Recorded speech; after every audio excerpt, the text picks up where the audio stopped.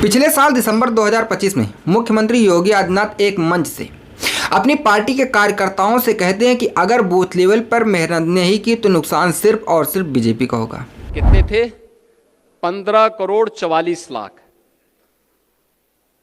1 जनवरी 2026 को जो भी युवा 18 वर्ष का होगा वह मतदाता बनने का हकदार होगा। ये संख्या बढ़नी चाहिए 15,44,00,000 से 16 करोड़ तक, लेकिन ये संख्या बढ़ी नहीं है, घटी है। 15,44,00,000 से घट करके ये हो गई है 12 करोड़। ये जो 4 करोड़ का गैप है, ये मिसिंग है। ये आपका विरोधी नहीं है, इसमें से 85 से 90% आपका मतदाता है। याद करना, आपका मतदाता है और उसमें 4 कैटेगरी में आपको देखना है। उस वक्त शायद किसी ने इस वार्निंग को सीरियसली नहीं लिया, लेकिन आज वो डर सच साबित हो गया।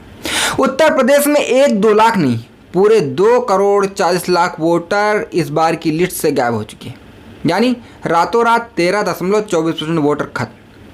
लेकिन सबसे बड़ा सस्पेंस ये है कि इस डिलीट बटन का सबसे बड़ा शिकार विपक्ष नहीं बल्कि खुद उत्तर प्रदेश की सत्ताधारी पार्टी यानी बीजेपी बनी है।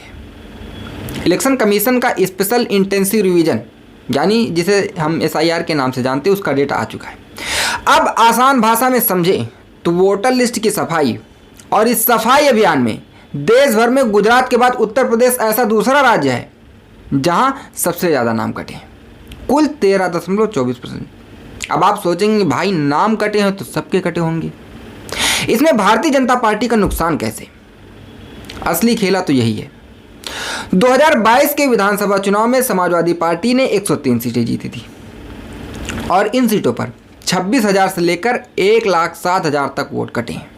वहीं अगर हम भारतीय जनता पार्टी की बात करें, बीजेपी ने 257 सीटें जीती थी, वहां पर 26,000 से लेकर 3,16,000 तक वोट कट गए। अगर सिर्फ शहरों की बात करें जिन्हें भारतीय जनता पार्टी का अभेद किला माना जाता है, वहां बीजेपी की जीती सीटों पर औसतन 18.11% वोट साफ हो गए, जबकि सपा की शहरी सीटों पर सिर्फ 16.36% वोट कटे। ग्रामीण इलाकों में हालांकि ये अंतर सिर्फ 1% का है, लेकिन शहरों में भारतीय जनता पार्टी के बूथ मैनेजमेंट की पोल खुल गई है। आगे मैं आपको PM मोदी और राहुल गांधी की सीटों का चौंकाने वाला हाल बताऊंगा, लेकिन उससे पहले मुझे एक बात कमेंट में बताइए कि आपके हिसाब से भारतीय जनता पार्टी के शहरी गढ़ में इतने ज़्यादा वोट कटने की असली वजह क्या है? क्या वाकई कार्यकर्ता बूथ लेवल पर सो रहे थे? वीडियो को रोकिए और अभी कमेंट बॉक्स में कमेंट करिए। अब जरा इन आंकड़ों को हाई प्रोफाइल लोकसभा सीटों के चश्मे से देखते हैं, ताकि आपको समझ में आ जाए कि डैमेज कितना गहरा है। भारतीय जनता पार्टी के गढ़ का हाल देखिए। राजनाथ सिंह की लखनऊ सीट, वहां से सबसे ज़्यादा 28.73% वोट कट गए। वाराणसी खुद प्रधानमंत्री नरेंद्र मोदी का गढ़ है और वहां पर 15.63% वोट गायब। गोरखपुर बांसगांव से कमलेश पासवान की सीट पर 13.32%। उत्तर प्रदेश की भारतीय जनता पार्टी के प्रमुख जो हैं पंकज चौधरी के महाराजगंज में 10.4% और रवि किशन के गोरखपुर में 9.71% वोट कटे हैं। अब आप समाजवादी पार्टी का हाल देखिए। आदित्य यादव के बदायूं से 16.65%, अखिलेश यादव की VIP सीट कन्नौज से 14.47%, डिम्पल यादव के मैनपुरीगढ़ में 10.6% और धर्मेंद्र यादव के आजमगढ़ में 9.9% और अक्षय यादव की फिरोजाबाद में 8.6% वोट कटे। और कांग्रेस राहुल गांधी की सीट रायबरेली में 11.24% और अमेठी में 12.97% नाम लिस्ट से हटा दिए गए। तो नोटिस किया आपने कि सपा या विपक्ष के जो गढ़ हैं जैसे बिजनौर, मुरादाबाद, सहारनपुर, वहां मुश्किल से 10 से 12% नाम कटे, लेकिन भारतीय जनता पार्टी की स्ट्रांग होल्ड लखनऊ, गाजियाबाद, प्रयागराज, कानपुर में 18 से लेकर 23% तक वोटर हवा में मुड़ गए। अगर आपको अभी भी ये सिर्फ एक नॉर्मल प्रक्रिया लग रही है तो जाते जाते ये फाइनल गुड़ागड़ी देख लीजिए। समाजवादी पार्टी की जीती हुई अमरोहा सीट पर पूरे उत्तर प्रदेश में सबसे कम वोट कटे हैं, सिर्फ 26,233, और भारतीय जनता पार्टी की जीती हुई गाजियाबाद की साहिबाबाद की सीट पर सबसे ज़्यादा वोट कटे, 3,16,484। योगी आदित्यनाथ ने जो दिसंबर 2025 में कहा था वो अक्षरशः सच हो रहा है। वोटर लिस्ट की इस सर्जिकल स्ट्राइक ने उत्तर प्रदेश के सियासी समीकरणों को पूरी तरीके से हिला के रख दिया है।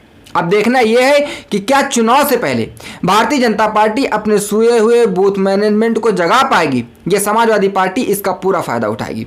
इसमें 120 सीटें तो लोकसभा की होने जा रही हैं और विधानसभा की सीटें तो अगर 600 हो रही हैं, अगर 600 हो रही हैं तो कहीं ऐसा तो नहीं अध्यक्ष महोदय उसमें भी कोई साजिश षड्यंत्र हो, जो षड्यंत्र हम लोगों को समझ में नहीं आ रहा हो।